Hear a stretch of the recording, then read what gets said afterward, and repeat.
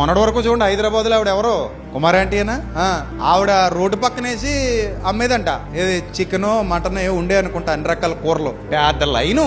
ఆవిడని చూసి కూడా కుళ్ళిపోయాయి కొన్ని కళ్ళు. అంతే కదా, మనిషి అంటేనే అసూయిపోరుడు, ఎదుటోడు బాగుంటే చూసి సావులాడు దరిద్రుడు. మనకంటే కొంచెం పచ్చకున్నాడు అనుకోండి ఎవడైనా, మనం ఏమైనా కొంచెం ఎదిగామనుకోండి చుట్టూతున్న కుళ్ళు కళ్ళు ఏడుస్తానే ఉంటాయి. అమ్మో వీళ్ళు ఇల్లు కట్టేసుకున్నారు బాబు, వీళ్ళు బంగారం కొనేసుకున్నారు, వీళ్ళు అలా అయిపోయారు, వీళ్ళు ఇలా అయిపోయారు, వీళ్ళు చాలా కారు కొనేసుకున్నారంట, బండి కొని. ఈ ఏడుపులకి తట్టుకుని నిలబడాలి మనం. ఉంటారు చుట్టూతా ఉంటారు అలాంటి వాళ్ళు. మనం కొంచెం పచ్చకుంటే వాళ్ళు చూడలేరు, ఎందుకో తెలియదు. బంధువుల్లో ఉంటారు, స్నేహితుల్లో ఉంటారు, చివరికి ఈ మధ్యకాలంలో తోబుట్టువులు కూడా అలాగే తగలంటారంట. అన్నయ్య బాగుంటే తమ్ముడు చూడలేకపోతున్నాడంటే, తమ్ముడు బాగుంటే అన్నయ్య చూడలేకపోతే, అక్క బాగుంటే చెల్లి చూడలేక చెల్లి బాగుంటే అక్క చూడలేదు. ఇదేం దరిద్రం రక్త సంబంధం నాకు అర్థం కాలేదు అసలు.